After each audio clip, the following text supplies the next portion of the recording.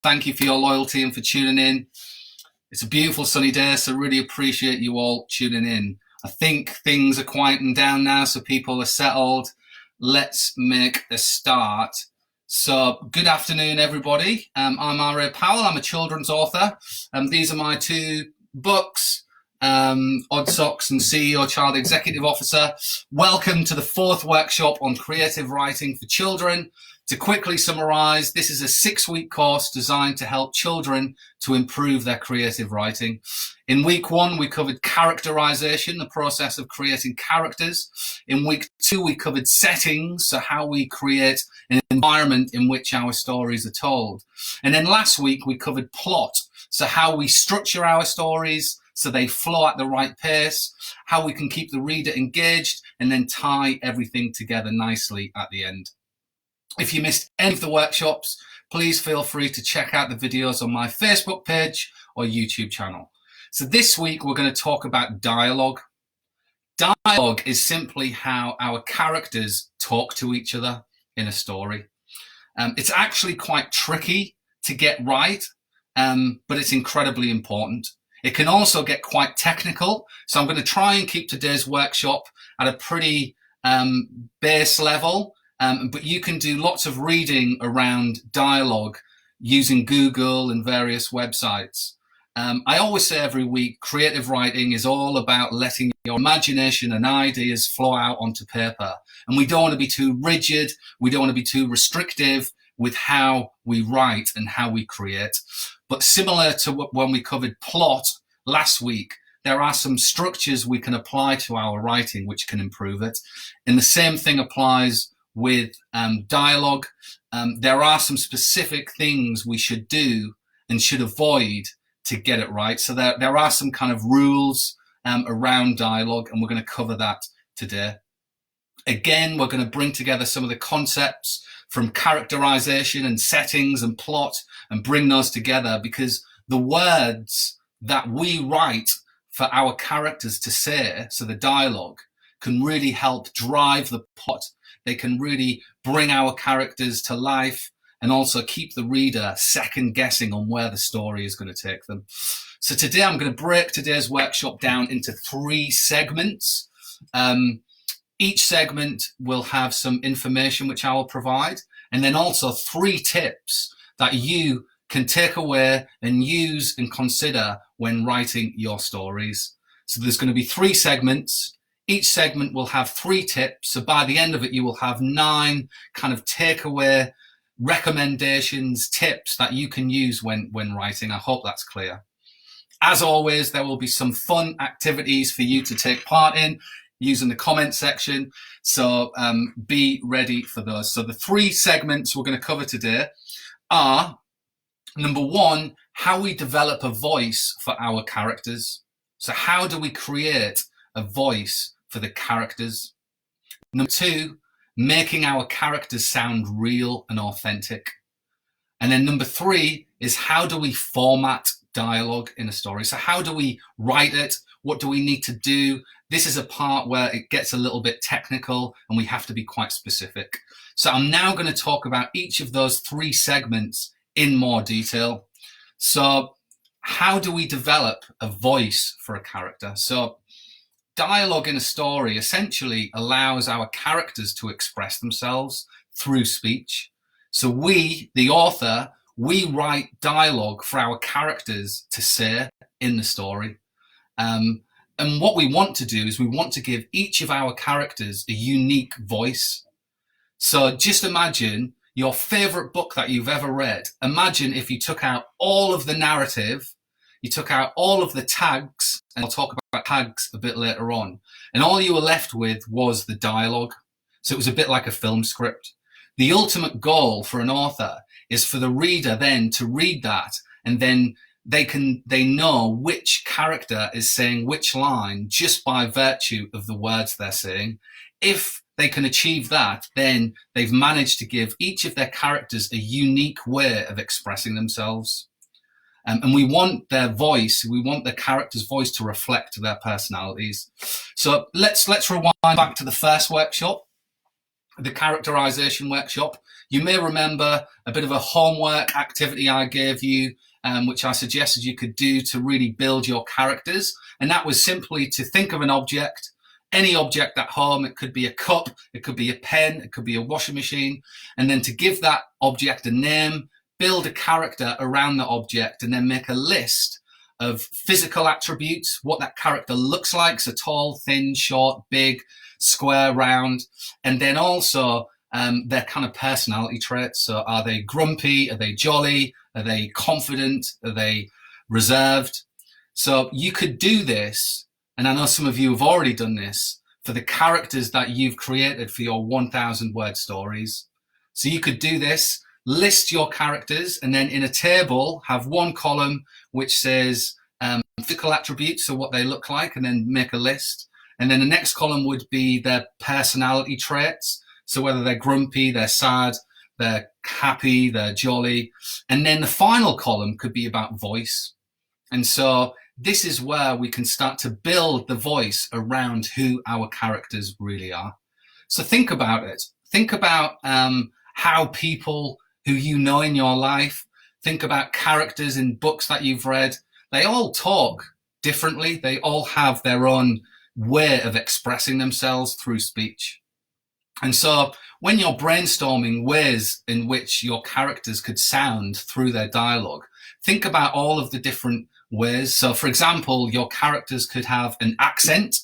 They could shout when they talk, or they could talk really quietly. They could always speak in slang. So they may well use nicknames or kind of localized phrases. They may be very well spoken. They may be very posh and speak the Queen's English. They may have a speech impediment, so they may stutter or have a lisp. They may speak in long sentences and blabber on. There's all sorts of ways that people talk and express themselves, and we want our characters to reflect that. We want a diverse character population within our stories. So just on the point of giving our characters something through their dialogue which the reader can kind of attach to is something around catchphrases. So a catchphrase is something which a character may say fairly often and frequently in a story, and is something which, again, reflects their personality. So, for example, in Odd Socks, there's two characters called Bill and Boris. They're extra large boxer shorts. They're very kind of happy-go-lucky characters. They always tell each other jokes, finish the end of each other's sentences, and they have a catchphrase, and they often say in the story, old bean, at the end of a sentence. So they'll call each other old bean, which is an affectionate term. And so they might say, hi, Bill, can you pass me that old bean? Or, hello, Boris, can you say that again, old bean? And so again, when the reader reads the dialogue, they can then attach themselves to certain kind of parts of the dialogue from certain characters. So what we're trying to achieve here is giving our characters a unique voice. Imagine if all characters in a story all sounded the same and talked the same. It would be pretty boring. There would be no dynamics between characters. There would be no ebbs and flows and ups and downs of relationships between characters. So what we want to do is to try and give them a unique voice. So 3 tips on how you can develop a unique voice for your character. So here's the 3 tips. As I say every week, take lots of notes, write lots of things down, and you can always refer to your notes when you're writing your stories. So the first tip is get to know your characters. So like I mentioned earlier, do a kind of table with a list of your characters in one column, and then the next column would be physical attributes, so what they look like. Then the next column would be around their personality traits. So, what they're like as a character. Are they confident? Are they commanding? Are they quiet, reserved? And then the next column would be about their voice. And imagine what it would be like to have a conversation with your character in real life. What would their voice sound like? How would they express themselves? Would they have any catchphrases? Would they have an accent? The crucial thing to think about is, who is your character? Who is it, and what role does the character play in the story? So that's number 1, is get to know your characters by mapping out all of their attributes, their personality traits, and then building their voice around that. Number two is, once we've done that, is to be consistent. So in our dialogue throughout the story, we want to have our characters' voices to be consistent. It's no use having a character at the beginning of the story who talks in a certain way and use certain phrases, but then doesn't any longer throughout the story. It's not going to kind of resonate with the reader.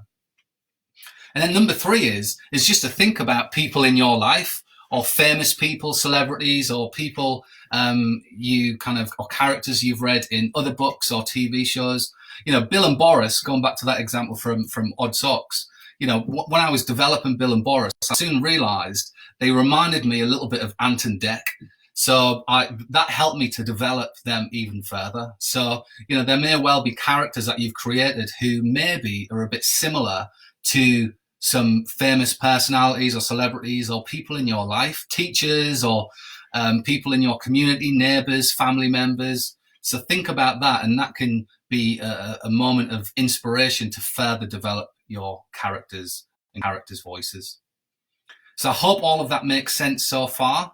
As I said, writing dialogue in a story isn't easy, and developing a character's voice isn't easy. But the most important step we can take is to first establish who our characters really are, and then develop a voice around that. So, quick activity. I would like you, this is just a very simple activity. Lots of new people have joined in. Sorry I haven't given you a shout out. I will do so very shortly. Welcome. So quick activity in the comment section. Please can you write as many different words as you can think of for the word great. So instead of describing something as great, what other words can you use? So the purpose of this activity is just to demonstrate there are so many different ways of expressing the same message, and different characters will express themselves in different ways. So, you know, think of all of the different words we can use instead of the word great, and which characters would use those specific words. So fantastic. They're coming in now. Keep them coming in. We're going to come back to those people, lots of Ant and Dec fans as well. Fantastic. We'll come back to that activity shortly. If you're watching this on the live stream, if you're watching this after the live stream, or you're watching this on YouTube, you can simply do the activities just with some pen and paper. Right, so I'll come back to that activity shortly. Keep them coming in. Fantastic. So amazing, epic, cool, brilliant from Charlie. Well done. Amazing, outstanding, magnificent. Fantastic. So you can see how many different ways there are of expressing that something is great. And so different characters in your story may well use some of those different words. And this is how we can start to give our characters a unique voice. Some cracking words there. Fantastic words. Brilliant. Keep them coming in. Fantastic. We're going to keep moving. So now we've worked out the voices. We've developed a voice for our characters. Now we want to make their speech, the dialogue, sound real.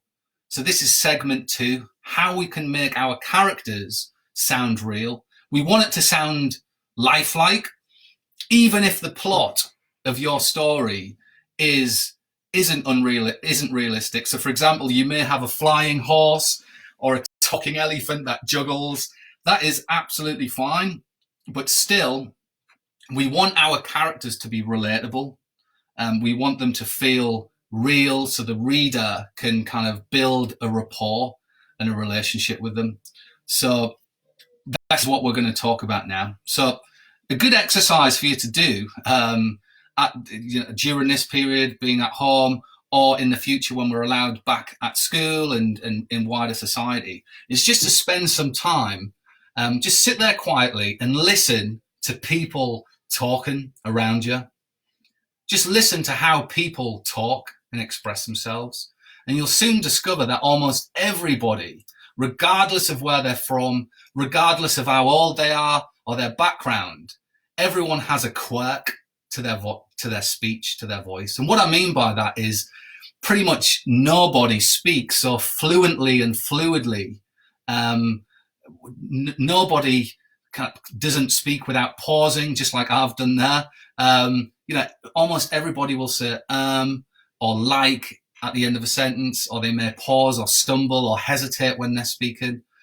People will pronounce words differently to other people because we're not robots, human beings, and we're not robots. So we want our characters to reflect that, because every one of us speaks in our own unique way, which isn't perfect. So in our dialogue, we want to include those imperfections. So it's perfectly fine if our characters in the stories that we write don't speak perfect English, and we can add in the odd or like, or little phrases or stumbles or pauses or hesitations in their dialogue, because it will add an air of reality to the dialogue. So good thing to do. Sit, if you're at home and you've got a big family around you in your house at the moment, just listen to listen to your parents talking or your siblings, and just listen to how they say and dissect how and what they say. And you can guarantee that they will all have their own individual ways of expressing things. And we want our characters to be like that. Another major part of making dialogue sound authentic and real is to use what we call tags.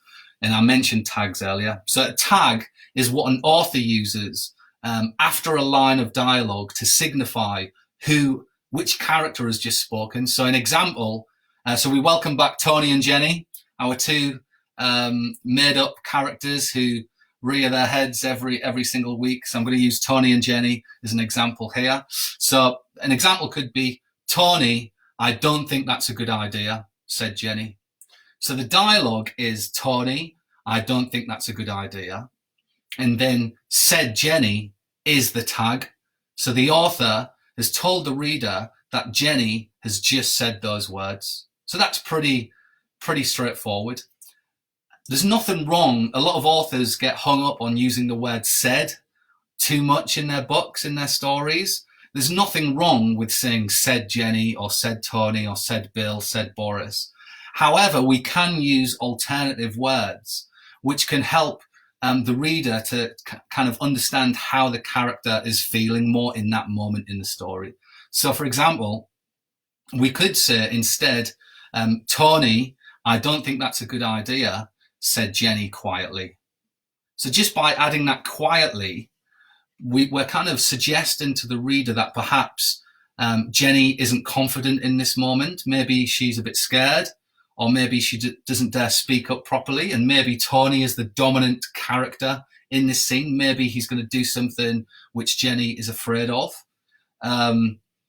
So we could even then go a step further than that, using this example again. And we could say, Tony, I don't think that's a good idea, whispered Jenny. So now we've kind of said the same thing. Jenny has said exactly the same words. We've told the reader that Jenny has said those words quietly, but this time we've used the word whispered, which is a bit more action orientated and packs a bit more of a punch. So that's what we call an action tag. So it's an alternative to using the word said. So said Jenny, we whispered Jenny. So now just imagine, instead of saying whispered Jenny, how about if we said, Tony, I don't think that's a good idea, screamed Jenny. Now, the same words, the same dialogue, Jenny has said those exactly the same words, except this time she screamed them. And we've completely changed the kind of context of the scene. So now, it sounds like Jenny is really scared, she's desperate, Tony could be about to lose control. And you see that by using tags effectively, we can really heighten the senses of the reader to really understand how the characters feel.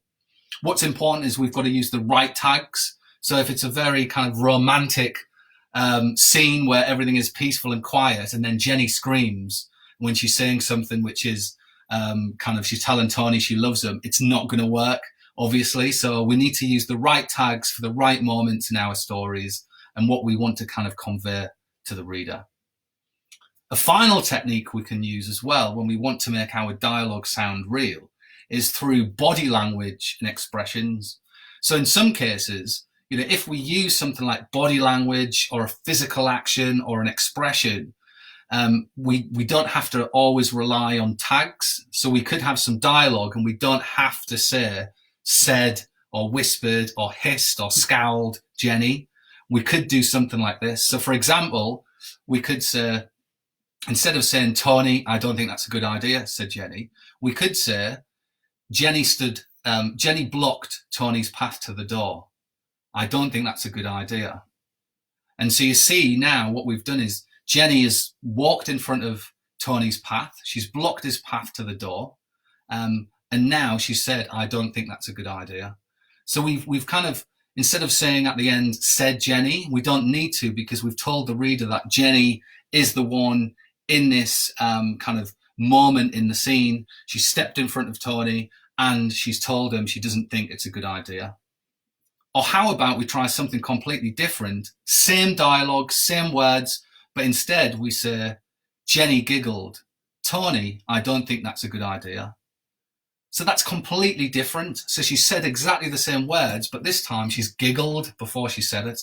So again, it's a completely different scenario, situation, context of that particular moment in the story. So, a lot of information here, I appreciate. But just to summarize, here are my 3 tips on making dialogue sound real. So this will be, after these 3, you will have 6 tips so far in this workshop. So the 3 tips on making dialogue sound real are: include quirks and the imperfections in speech. So if characters stumble on words, or they say or they pause, or they hesitate, or they stutter, that's good. It makes them sound real. They're not robots. We don't want our characters to sound like robots, unless they are robots, of course. If you're writing a book about robots, then maybe you want them to sound like robots, maybe. Number 2 is to make use of tags and to think about alternative words for the word said. So it could be whispered or hissed or screamed or scowled.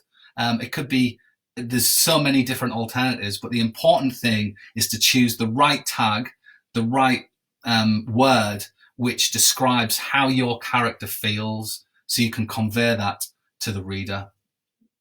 And then finally, number 3 is to make use of body language and expression. So think about posture, eye contact, facial expressions, hand movements, mannerisms. We can incorporate all of these things into our dialogue, which kind of takes it to a new level. It makes it more real, and it helps the reader not just to imagine they can hear the dialogue, but they can see and visualize the characters having that conversation. Let's have an activity. In the comment section, I would like you to write as many different ways you can think of for the following line of speech. Tony, will you come here, please? So think about all of the different ways someone could say those words, but trying to say the same thing. So the aim is to tell Tony that we want him to come here, please. But what are the different ways we could express that? So at this point, we don't know who is saying, Tony, will you come here, please? It could be any character, it could be any person. So that they're coming through now, fantastic. And the purpose of this activity is just for you to think about how different characters will express themselves saying the same thing. So it's a good activity to do, once you've got your list of characters in your 1,000 word stories, maybe come up with a sentence. So, I love pizza. How would each of your characters say, I love pizza? Because they would probably express it in different ways. And that's what it's all about. So fantastic, they're coming through now. If you're watching after the live stream, you can do this on some paper. Fantastic. So some great descriptions there. Excellent. Fantastic. Wonderful. So I hope this is making sense so far. It's not an easy thing to talk about, ironically, dialogue. because there are a lot of kind of specific things which would be better suited to a kind of PowerPoint presentation or some visuals. But I hope this is useful so far. So now we're going to move on to the final segment. So what we've done so far is we've developed a unique voice for our characters, and then we've thought about how we can make them sound real, how we can make our characters sound relatable to our readers. Now we're going to talk about format, how we write dialogue in a story. This is an area which you can get bogged down with lots of kind of small details, and I don't really want to cover all of that right now because it wouldn't be right. But you can, like I said at the beginning, do some reading, some Google searches. There's some really good websites about all of the various different rules around how you write and present dialogue in a story. But for now, I'm just going to cover like some basic high-level points, some rules that we should all adhere to.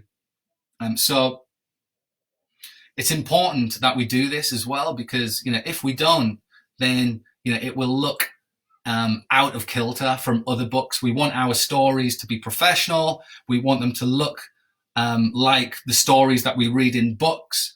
So it's important that we get this right. So 3 tips on how we format dialogue in stories. So number 1 is quotation marks. So these are the little kind of 66s or the little 99s, you may call them, which dictate when dialogue is spoken. So quotation marks tell the reader what words are being spoken by a character and what words aren't. We cannot have dialogue without quotation marks. Some authors, you will notice, might use single quotation marks for speech, but most commonly the double quotation marks are used. And so I use those in my books. I would recommend just using double quotation marks, but it's really important that we use quotation marks for speech. Number 2 is each new speaker gets a new paragraph. So you'll notice pick up any book you read and look at how the speech, when a character talks, look at what happens. It's a new line, a new paragraph, and the paragraph is indented.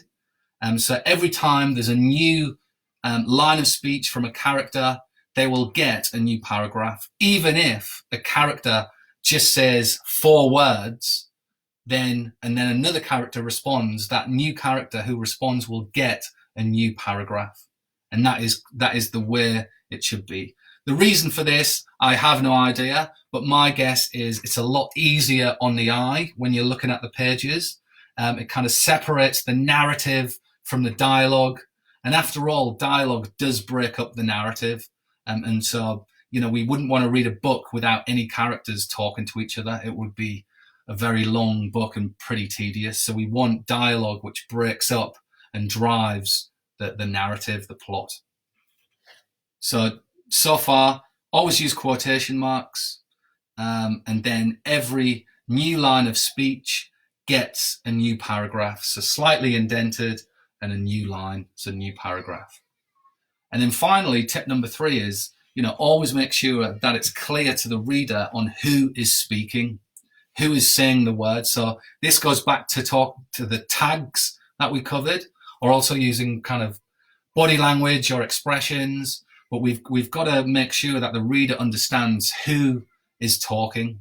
So you could just say, said Jenny or said Tony or whispered Jenny, but you've got to make sure that the reader understands that. Otherwise, they might get confused and they might not know who or which character is saying which line. I hope all of that makes sense. We're nearly the end of the session right now. There's quite a lot of questions on there, which I will try and answer on the comments, which I will come back to tonight. But there is a lot of, particularly on dialogue in the formatting, there are a lot of do's and don'ts and specific things and rules we've got to follow and adhere to. I hope those kind of 3 points there helped. But if you do have any specific questions, do drop me a message. Just before we finish, I would just like to say a massive thank you to all of you for tuning in. It's really amazing, and especially on a beautiful sunny day, I really do appreciate it. With the 1,000 word stories, I've seen a few questions about that in the comments today, I believe. I'm scrolling up now, but I can't find them now. But the 1,000 word stories, again, I will put this as a pinned post on my Facebook page. Is the deadline is the 6th of May. It's a rainbow themed story, or a story that includes a rainbow. I've already received nearly 10 stories already, which is fantastic. But the deadline is the 6th of May. All of the information is on my Facebook page on a pinned post, and there are different age categories. You can go slightly over 1,000 words. That is absolutely fine, but not too much. So I would say 1,100 maximum. That's because there is a real skill in trying to convey your message and your story in a certain number of words.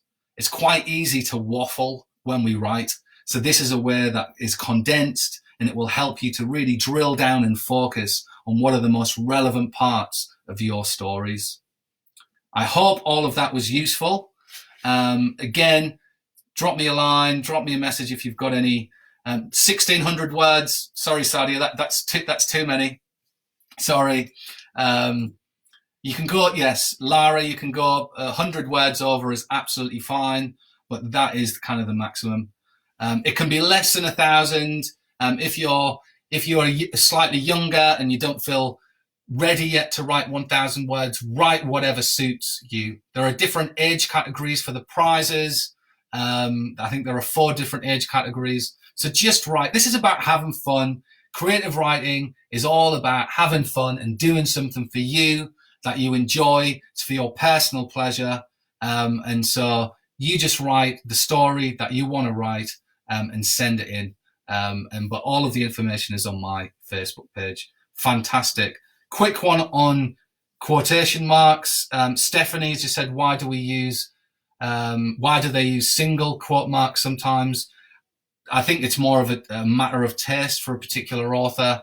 Some authors you find in more kind of grown-up adult stories, novels, where they might use single quotation marks, but most books will use double quotation marks. I hope that answers your question. Fantastic. Thank you all so much. Stay safe. Have a great week. Enjoy the sunshine. And look forward to seeing you all next week. We're going to be talking about, I think I've forgotten what we're going to be talking about. I think theme. We're going to be talking about different themes, different messages that we can incorporate into our stories. That's what we're going to be talking about. So look forward to seeing you next Wednesday, 3 p.m. Stay well, stay safe.